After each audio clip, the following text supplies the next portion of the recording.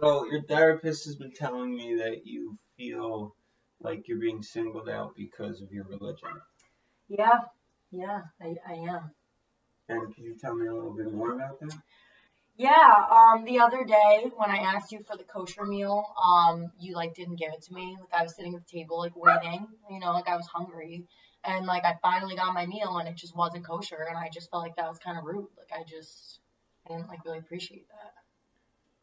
Well, I'm not too familiar with the Jewish religion, so could you tell me a little bit more about that? Yeah, well, so in my religion, we only eat kosher, and the reason is because we can't eat food that is touched by like certain people. And so, I mean, I thought I explained that to the people when I came into the hospital, but like apparently no one was listening to me, probably because I'm Jewish, so like whatever. Well, I'm sorry you feel that way. I can try and figure out something, but in the meantime, what would you like to see happen? So I guess I just wanna like I just feel like there's no Jewish support groups within the hospital and like I feel like I don't know, like there's like an LGBTQ support group, like there's um like a diversity support group, a minority support group, and like I just feel like my religion is just sort of singled out and like we're not really it's not really like there's nothing really here for me. Well, I know there's no Jewish support groups in the hospital, but I can definitely find some outside for when you're discharged. Yeah, that would be really helpful. I actually really appreciate that because I feel like no one's ever offered me that. And it actually is nice to see someone, like caring about my needs and like caring about what I've actually said. So like, yeah, I would like that. Is there any other issues that, besides the kosher meals, that have triggered you? Um, that's like the main one. I feel like people sometimes like make passing comments because I'm very religious and I know not everyone is, but I feel like sometimes like I'll be practicing my religion in my room and someone will like walk by and just yell like profanities and just yell things that aren't like really appropriate. And it's just kind of hurtful to see like staff isn't really doing anything.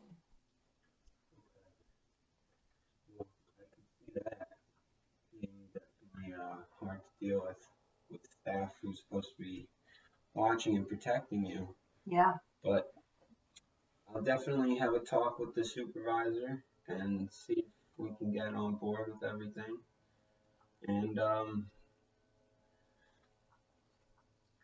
Yeah, another thing that was kind of like upsetting me too was I don't know, like I guess people are just dressing kind of provocative in the hospital and like I said, I'm pretty religious and like I know not everyone is, but like I don't really want to see that. Like I was just it's just hard being in a hospital, like just having to like not being around people that practice the same thing as me and then just sort of having to see provocativeness like within the hospital, like the way they dress and stuff, like it's kind of offensive and like I don't want to see it. well, there is a dress code in the hospital. So if the patients aren't following the dress code, that would have to be taken up with the staff. So that's again, I can talk to the supervisor and see who's not doing what they're supposed to be doing, and hopefully there'll be a change. Yeah, yeah, I would also appreciate that. I feel like I don't know, sometimes I mean, like I said, sometimes people are just mean. And like I know it's outside too. Like I know it's outside the hospital too, but like sometimes I don't know what to do about it. Like what do you think I should do? Definitely use coping skills. Have you had any groups where you kind of form coping skills and learn new ideas on how to deal with situations? Yeah, like I had one. It was called Coping with Stress. It was actually here at the hospital. It was held by the staff. And it was pretty helpful. I mean, I mostly just practice like deep breathing and taking walks, but it's hard to take walks because like staff isn't always available here. So like that's like my main coping skill and like I have a dog, so I would usually just walk her like when I'm feeling upset or stressed. But since like staff has to be available, it just sucks because, like I can't just practice my coping skills all the time. So like do you have any suggestions of others I could do inside the hospital? Have you tried deep breathing and meditation? I didn't try meditation. I would have to double check with my rabbi if like that's appropriate for our religion. I'm not really sure. But I mean, if it is, I think it might be helpful. But like, I don't know, like it's just hard because like I would have to call him and like calls are so short and he's not always available because, like he's doing stuff. So it's just hard sometimes. And well, have you tried to talk to your supervisor and see what new coping skills you could have while you're here?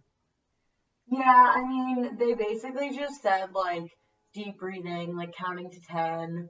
Um, well, deep breathing works, but like I said, taking a walk is like the easiest.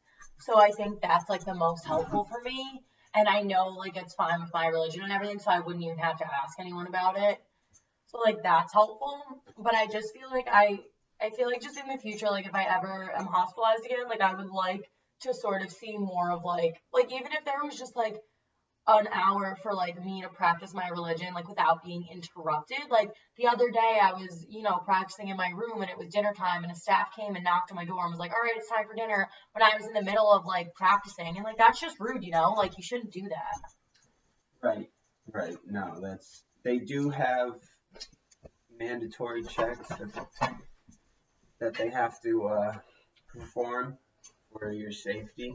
But if I could definitely, is there a way that you can have your door cracked? Maybe they could just peek in. I mean, again, like I would have to ask my rabbi about it. Like I feel like that would probably be fine because I'm still practicing and like still being like loyal to my religion. So I think that might be fine. Like, can you explain the safety checks, like the reason? Like I just think it's annoying.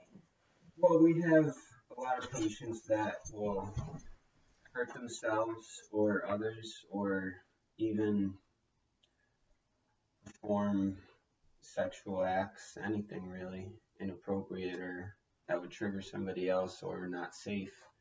And we just have to check frequently that you guys are safe in your rooms, not doing anything you're not supposed to be doing, not with anyone, or trying to escape or anything like that. I mean, I guess it makes sense for patients that like aren't me because like I think I'm a great patient. Like besides the fact that like my like needs are a little different because of my religion, like I don't know, I just think it's annoying because like I'm not suicidal. Like I told them I'm not suicidal. Like I don't want to hurt anybody or myself. Like I'm just here for my depression and anxiety and like I don't know, I just feel like when I'm trying to practice like my religion is my main coping skill, which is why I'm so like in tune with it. And I feel like sometimes like it's just annoying. Like I'm not like that, And like why am I being punished because other people want to hurt themselves? Well, because we have to look at it as a safety concern. If you're, like you say, you're depressed, so is it just lack of motivation, or do you actually want to harm yourself? And we don't know if you're telling the truth to us fully, so we have to just take safety concerns as we go. But like so does the staff not trust me? Like is that No, it has nothing to do with that. It's just that we want to make sure that everyone is safe in our hands. We're here to watch you. We're here to protect you and make sure that nothing happens to you while you're here, and try and teach you how to live on your own outside. And we just want the best for you here, so we take safety precautions as needed. I mean, I guess that makes sense. And like, I'm glad you cleared that up because I don't know. I also sort of felt like staff didn't trust me in my room because like I was practicing religion and I'm a pretty trustworthy person. So I'm glad that we sort of like talked about that and got that cleared up. But yeah, I mean, I think for the most part, I would just like my religion sort of like taken more seriously in the hospital. And like I'll call the rabbi after this and like see what he says about all the things we talked about. But I think it was good to have this talk. I think it was helpful. Good. It's a good therapy dog here. She's a good girl. Well, I'll definitely get back to you about all the things we talked about, and we'll see about your room being cracked open, or your door being cracked open to your room, in case we need to come in and check while you're practicing your religion. And the kosher meals, we'll definitely check to see if everyone's getting the right meal, which is important because of allergies as well. Yeah. And yeah, I will definitely get back to you on all that. Sweet. Thanks. It was nice. It was nice having this talk. I'd shake your hand, but can't. So thanks. Have a good one.